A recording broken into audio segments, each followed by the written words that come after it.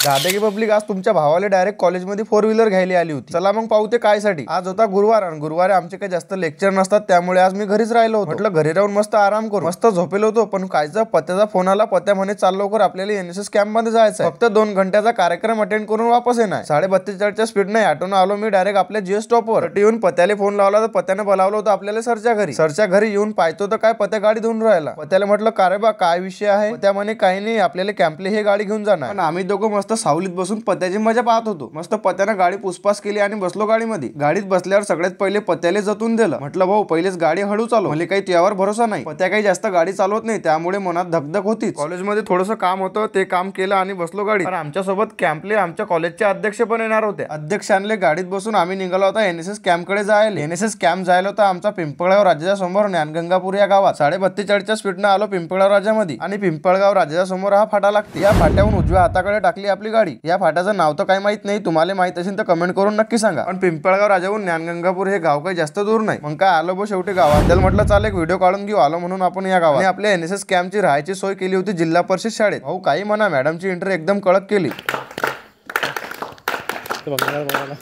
झाला मग आपला कार्यक्रम सुरू। मॅडमचं थोडं भाषण वगैरे ऐकून मी आलो होतो आपल्या पोट्ट्याची झोपायची सोय पाहायला। बापरे, पोट्ट्याची सोय तर एकच नंबर आहे भाऊ, झोपायसाठी मस्त गाद्या आहेत। कार्यक्रम झाला आणि आता चाललो आम्ही आमच्या घरी। भेटू पुढच्या ब्लॉग मध्ये।